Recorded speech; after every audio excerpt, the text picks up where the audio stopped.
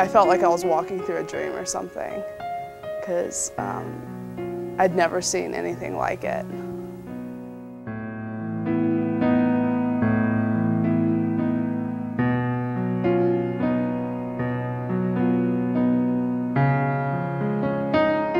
It was one of the most surreal experiences of my life, because all around you was just poverty and like shacks and these like billboards with American advertising on them. I would guess it was a town for like 3,000 people if it was in the U.S., but just because they didn't have a lot as far as the schools and stuff goes, it definitely didn't look like a town of 300,000 would look here.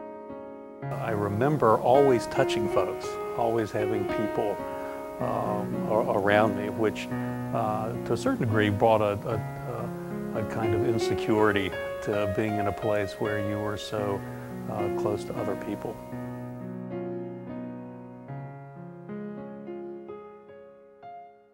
When we first arrived, we arrived in Ho Chi Minh City, and during the bus ride from the airport to the hotel, I just got a chance to look at different parts of the city, and it was very vibrant, a lot of people moving around, a lot of different means of transportation, just very bright and colorful. Well, some areas looked completely fine, in other areas it just looked like there had been a war, just completely destroyed, total devastation. But then the French Quarter was completely fine, it was beautiful. There probably just weren't as many tourists.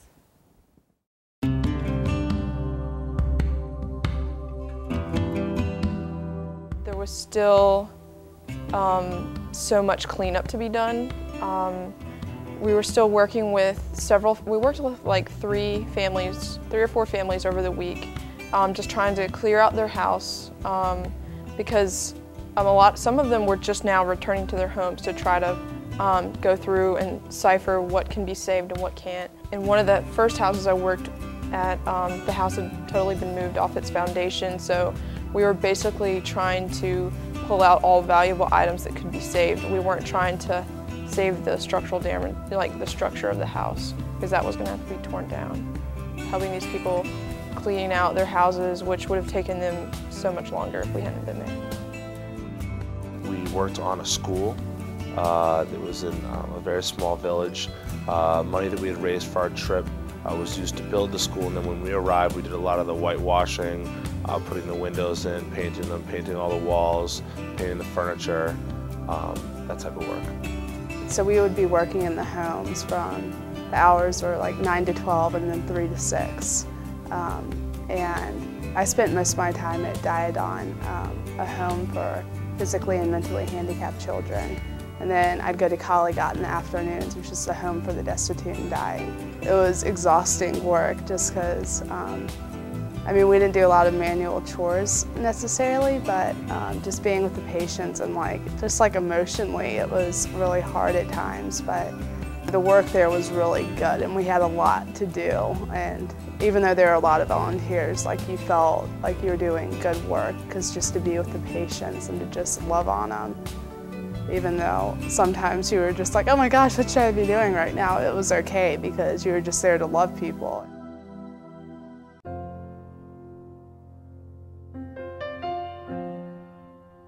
An appreciation for what I have is one thing that I took away from the trip.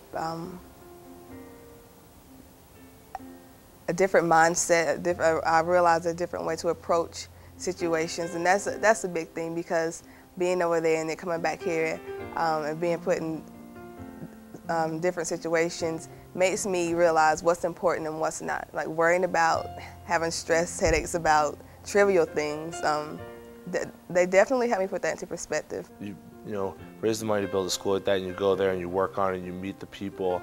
Just seeing the effect that your presence has on their lives, I think, was the greatest part, and probably the thing that I took away from it that meant the most to me was just seeing how happy these people were that we came into their homes and ate with them and told stories, and just sort of had this great bond, and knowing that we had made a valuable impact on their life and they had done the same to us.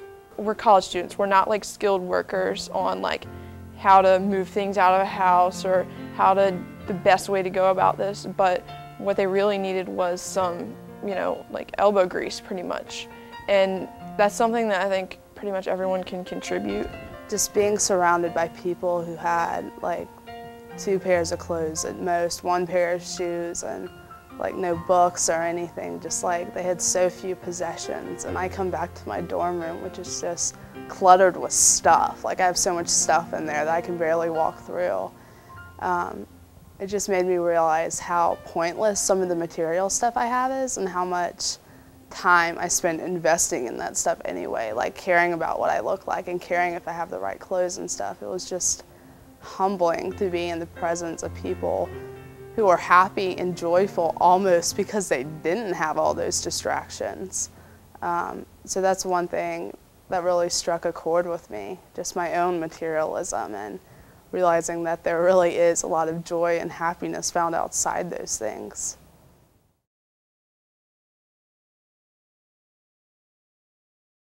So all of the world is changing rapidly, and unless we engage that world, we are going to be frightened. And until you meet people and understand their goodness and how good this world is and how good these people are, I think we run a tremendous risk of just building a very fortress mentality in our country, which would be unfortunate because people really want to know who we are. It's hard to talk to people about the service trips until they've gone. It's easy for me to say to another person, this trip will be life-changing for you. I don't know how precisely it's going to be life-changing for you, but it will be.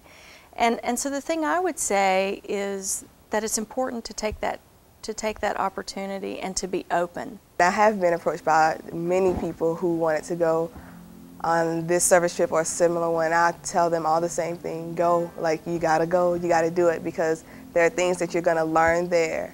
There are things that you're gonna experience that the Wake Forest can't provide it. Wake Forest can provide you with so many things, but there's just something about going out of the country, going to a place that's not so Americanized, where you learn about yourself, and then you learn about your group, and you learn about different people, so you won't experience it if you don't go.